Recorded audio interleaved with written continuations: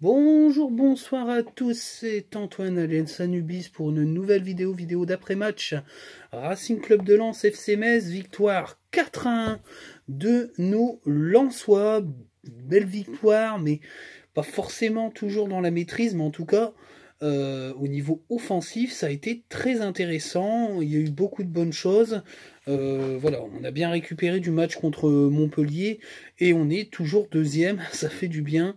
Et ça prépare le déplacement qui est pour moi importantissime contre l'OL. On va tout de suite parler de la compo, hein, avec bien sûr Leka dans les buts, Danso, Gradit, Medina en défense centrale, sur la droite Klos, sur la gauche Frankowski, au milieu de terrain Doucouré, Fofana, et puis Doucouré, Fofana, et devant Wesley Saïd, une surprise, Kalimwendo et Sotoka. Donc ça s'articulait plutôt sur un 3-4-3, d'accord, avec un Sotoka capable de décrocher un petit peu en numéro 10.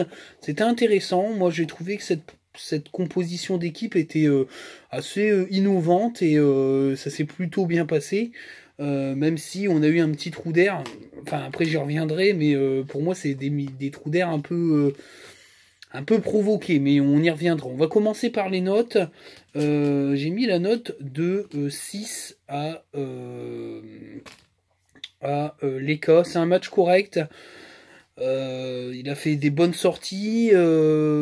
Après, sur le but de Depréville, putain, je reviens pas qu'on a pris un but de Depréville, mais on a le talent hein, pour relancer des attaquants en bois, c'est extraordinaire. La sortie, elle est un peu kamikaze, quoi. Donc, mais le match est correct, quoi. C'est dans la relance, dans les prises de balles sur corner, il a été bon. Toujours aussi bon dans les détentes sur les récupérations de ballons hauts. En tout cas, voilà, match correct de Jean-Louis Léca. J'ai mis la note de 7 au trio derrière, c'est-à-dire Gradit, Medina et Danso. Ils ont fait un bon match. Gradit dans ses accélérations, dans ses capacités défensives, il a bien apporté le surnombre au milieu de terrain. Sur ce 3-4-3, en fait, il a porté le surnombre au milieu.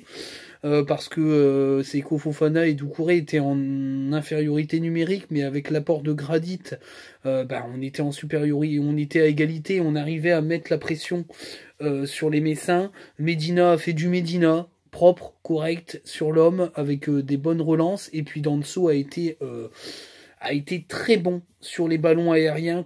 C'est vraiment, il a suppléé Badé au niveau du recrutement excellemment. Il a pris tous les ballons de la tête et puis il a fait de très bonnes interventions. Donc c'est clair que on a une charnière défensive de haut niveau cette saison et qui a fait un bon match. J'ai mis la note de 7 à, c'est pareil, au duo Frankowski, Jonathan Klaus. Ils font un bon match défensivement, d'une part. D'autre part, offensivement, ça a été un petit peu plus compliqué, même s'il y a une passe décisive avec le but de Frankowski. Ça sauve un peu le match offensif. C'est pour ça aussi que je mets 7 parce que globalement, ils font un bon match. Mais après, j'ai trouvé Klaus dans ses coups francs, dans ses coups de pied arrêtés, moins bon que d'habitude. Frankowski a été très très bon dans ses placements, dans ses déplacements, dans ses récupérations de ballon. Il a été moins en vue offensivement, mais dès qu'il a pu, il a mis un but. Donc c'est pareil. Là j'ai mis 7 à toute la défense en fait. Hein. Ils ont fait un bon match défensivement. Maintenant, j'occulte pas qu'il y a eu des périodes un petit peu où on a laissé un peu le ballon, etc. Mais j'y reviendrai dans l'analyse de match, qui est pour moi très intéressante à expliquer. Voilà. J'ai mis la note de 6 à Doucouré. Il fait une belle passe décisive, mais je l'ai trouvé moins bon que d'habitude. Donc du coup, il fait un match correct parce que la passe décisive lui sauve un peu le match parce que il a eu pas mal de pertes de balles. Il en a récupéré, mais il a été moins en vue que Seko Fofana, qui lui a été très bon dans les récupérations, dans l'orientation du jeu. Il a fait moins de percussions. Mais en tout cas, les passes étaient mieux. Donc il va falloir qu'il dose un peu ça. Hein. Du coup, je lui mets la note de 7 à Seko Fofana. Il fait un bon match. C'est-à-dire que ce que je lui reproche depuis plusieurs rencontres, c'est-à-dire la dernière passe, la dernière action complètement foirée. Là, j'ai trouvé que dans les orientations de jeu, dans les passes, c'était mieux. Et bizarrement, quand il percute moins, il est plus juste. Alors, est-ce qu'il y a une espèce de dosage à faire entre les accélérations à la séco et la dernière passe et la tentative de mise sur orbite des attaquants? Je pense quand même que c'est important de le souligner. C'est-à-dire que je pense que ça lui bouffe beaucoup d'influx et beaucoup de lucidité de faire ses percées à la séco. Derrière, il foire ses passes, que d'être un peu plus calme dans le jeu. Alors, à toute proportion gardée, ça me fait un peu penser à Pogba, c'est-à-dire que Pogba n'est jamais aussi bon que lorsqu'il épure son jeu. Ben, c'est pareil pour Sekou, je pense que quand il épure ce jeu, il est beaucoup plus intéressant. Voilà, c'est mon avis personnel. Hein. Devant, j'ai mis la note de 5 à Sotoka. Il fait un match moyen. Je l'ai trouvé en dedans dans ce rôle de numéro 10. Il n'a pas forcément été très à la hauteur, mais clairement, je trouve que ça a été quand même assez complexe pour lui de gérer ça, mais je l'ai trouvé moins bon. Là, de toute façon, Sotoka, il est moins bon physiquement. Là. En ce moment, je trouve qu'il est dans le dur. Il a du mal à digérer un petit peu la deuxième, enfin, l'accumulation des matchs. Je le trouve moins bien physiquement. Mais on va y revenir, c'est peut-être pas forcément dramatique, parce que comme derrière ça gère bien au niveau des offensifs, je me dis qu'on peut quand même être assez serein. J'ai mis la note de 6 à Kalimundo. Fait un match correct parce qu'il a réussi à créer des choses. Il fait un début de match tonitruant où il est extrêmement comment dire, il est très dynamique, il est très très mobile, il est très remuant. Et puis après ça s'est un petit peu effacé dans le match. Clairement, il est remplacé par Ganago, on y reviendra. Du coup c'est vrai que du coup c'est un match correct, c'est pas un bon match parce que derrière il s'est un peu éteint.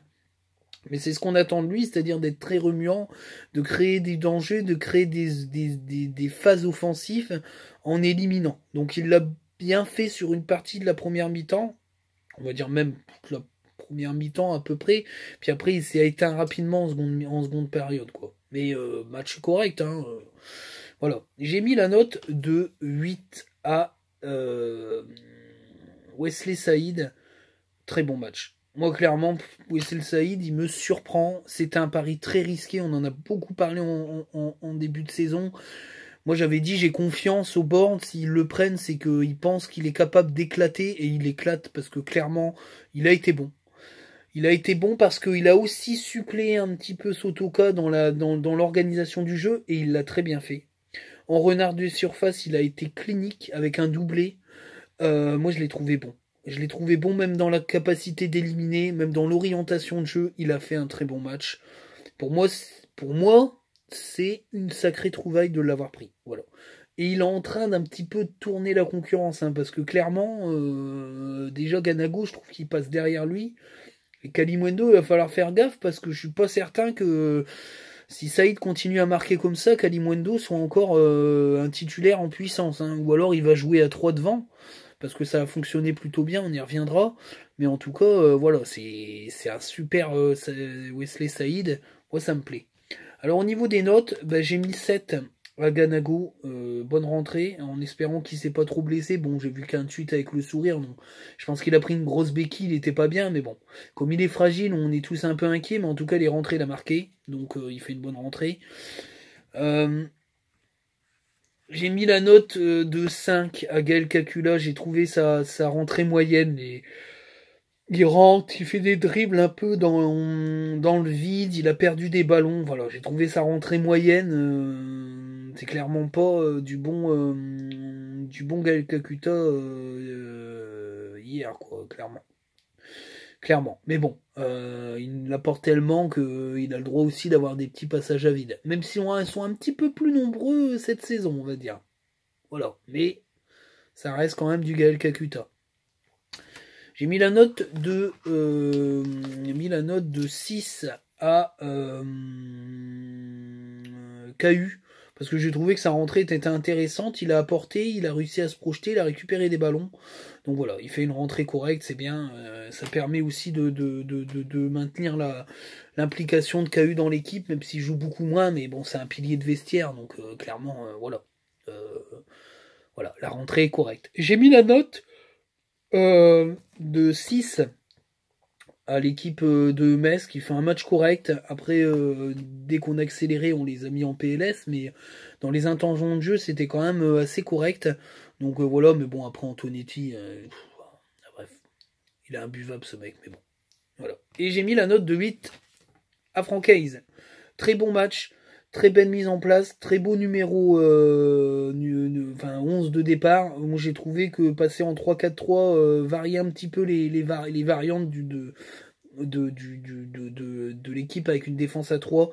Franchement, c'est intéressant et ça va vraiment poser des questions aux adversaires parce qu'il est capable de jouer en 3-4-1-2, en 3-4-3, en 3-5-2, en 3 limite, même en 3-6-1, il est capable de jouer en 3-6-1. Clairement, il pose beaucoup de problèmes aux adversaires et c'est très difficilement lisible. Et donc, du coup, ben, franchement, voilà, 8. Maître Franck. L'arbitrage, arbitrage correct. Allez, arbitrage correct.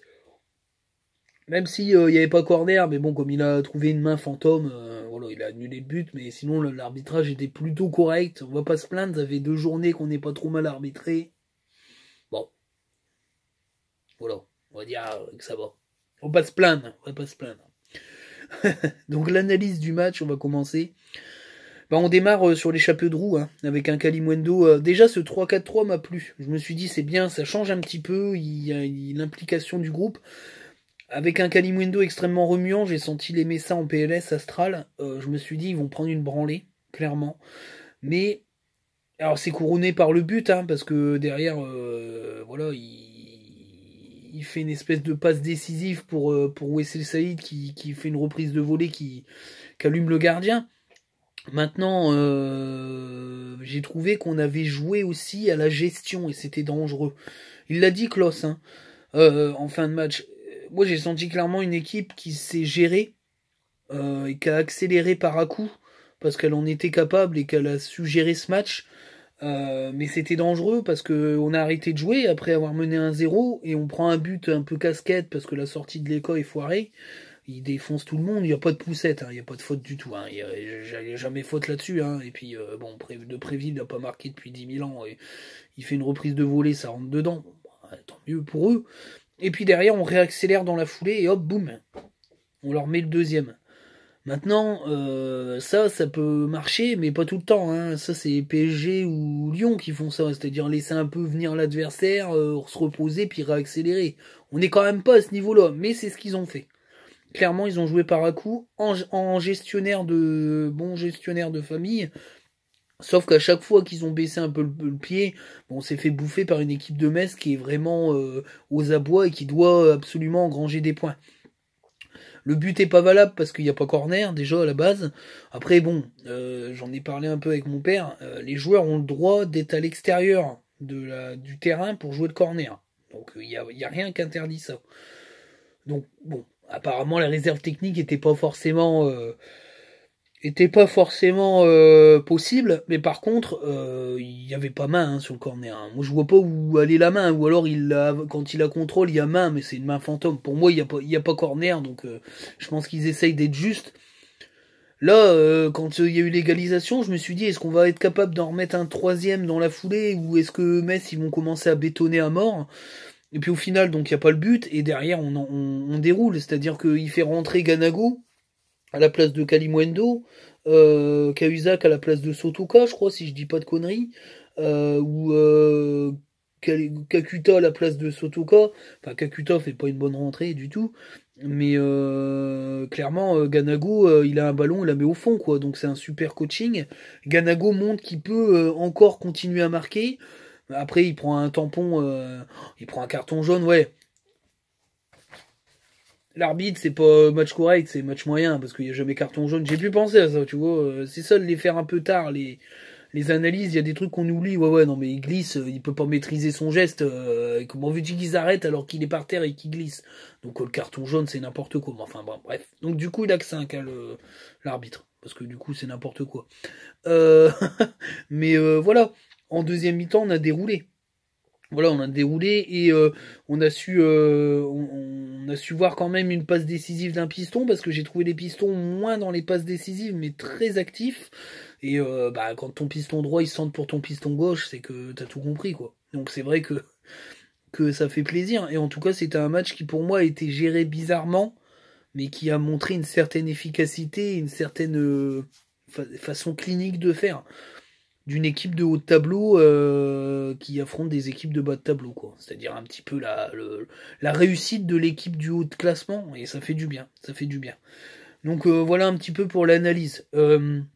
Maintenant, la grève des supporters, bah, c'était dommage. Après, très chaud sur Twitter, parce qu'il y a un sentiment de persécution de certains, parce qu'ils pensent que plus personne n'aime les ultras, c'est pas ça qu'on dit, mais voilà, après qu'on trouve les sanctions justes ou injustes, ça c'est un fait. Après, le club n'avait plus le choix, parce que sinon les sanctions ont été incroyablement sévères. Je pense qu'ils n'ont pas eu vraiment le choix de faire ce qu'ils ont fait. Après, on peut considérer que c'est de la délation, qu'ils ont trahi leur public, etc. Je peux comprendre. Mais après, le problème, c'est que sportivement, tout va bien et qu'il ne faut pas commencer à faire des tensions sur du long terme avec la direction qui est là et qui va être là sur un... On peut pas dire... Enfin, moi, je suis pas d'accord avec ça. On peut pas dire on élance et les directions s'en branlent. Bah non, parce que ce qui fait tourner le club, c'est les mecs qui le possèdent, le club. C'est pas le public. Après, si le public est capable de mettre 10 millions d'euros pour acheter un joueur, ben qu'on se cotise et qu'on le fasse. Mais en tout cas, c'est pas le cas. Donc l'équipe, elle existe et elle joue bien parce qu'il y a un actionnaire qui paye.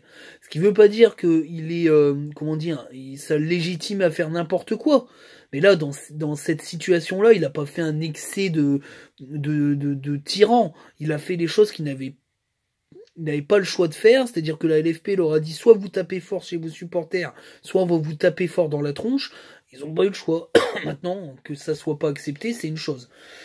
Mais c'est tellement triste de voir la Marek aussi silencieuse. Après, petit coup de chapeau aux tribunes qui ont tenté de mettre l'ambiance, même si voilà, sans capot, sans organisation, c'est très compliqué, mais voilà, ça fait plaisir quand même. Il y avait des chants, ça a quand même chanté.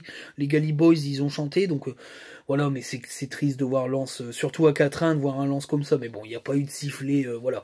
On m'avait remonté qu'il y avait eu des sifflets par rapport aux gens qui tentaient de chanter. Apparemment, et j'en reparlais un petit peu, ça se peut que ça soit des sifflets sur un coup franc et qu'il n'y avait rien à voir. Après, il y a eu des choses de remonter quand même sur Twitter où il y a eu des regards, des coups de pression pour pas mettre trop d'ambiance. Bon voilà, on va pas aller là-dessus, on va pas commencer à chipouter. D'ailleurs, je m'en voulais un petit peu parce que du coup c'était un peu le feu et les gars étaient un peu pas contents que je relaye ça. Mais bon, après les gars me le disent, qui étaient au stade, mes potos. Voilà, moi j'ai confiance en mes potos, mais après voilà, ils ont dit peut-être que on s'est trompé et qu'on a mal compris. Bon, voilà, après on va pas en faire un cinéma. Tout se passe bien sportivement, il faut que ça s'apaise entre entre les ultras, les supporters de la Marek et puis la direction, et puis on va aller tous dans le même sens, c'est-à-dire go to the Champions League. D'accord, moi j'y crois, j'ai envie d'être troisième, deuxième, j'ai envie de rêver là à fond les ballons. Même si on joue l'Europa League conférence, j'en ai rien à foutre, je veux aller en Europe moi. Je veux aller jouer des matchs européens, putain. Il faut y croire. Faut y croire. En tout cas, on a fait le plein, on est à 21 points. Marseille a fait match nul contre Paris, ils ont un match en moins. On peut rester sur le podium ou dans les 5 premiers à l'issue de la semaine prochaine. C'est un gros test match contre Lyon, ça va être un gros match. On espère que Lyon va faire un résultat là-bas, même si ça va être très compliqué. Mais on a les armes hein, pour faire les choses correctement. Donc voilà, j'ai envie d'y croire et j'ai envie de voir Lens rester tout là-haut. Maintenant, avec un mec comme Francaise... on est bien quoi. Et on a un groupe très costaud, donc voilà. À noter que Jean-Louis Léca sera le gardien, mais que Farinez sera au prochain match, parce que comme il a pris un carton jaune pour contestation, logiquement il sera présent face à Lyon, mais il sera suspendu au match d'après, donc je sais plus, on reçoit 3 je crois, je dis pas de conneries, enfin on verra bien. Mais en tout cas, Farinez sera le gardien titulaire dans 2 matchs, donc ça va faire du bien à tout le monde veut le voir. De toute façon, c'est le futur du club, hein, donc voilà, il va avoir sa chance. clairement. Donc voilà, bah écoutez, j'espère que la vidéo va vous plaire. Je vous dis tous bonne semaine. Des étoiles plein les yeux. Comme Nebichou le fait souvent sur Twitter, on est tous avec notre cigare et notre verre de Sky en train de regarder les matchs parce qu'on a fait le travail avant. Ça change tellement que ça fait du bien. Et voilà. Et grand merci à tous ceux qui me soutiennent sur Twitter. Grand merci à tous ceux qui me soutiennent sur le YouTube. Ça fait du bien. Moi, je me fais plaisir à faire les vidéos. On débat super bien dans la communauté. J'espère que ça va se calmer un petit peu avec les histoires d'Ultra. Parce que voilà, on s'entend tous bien. Donc, faut être peace and love. Allez, ciao à tous.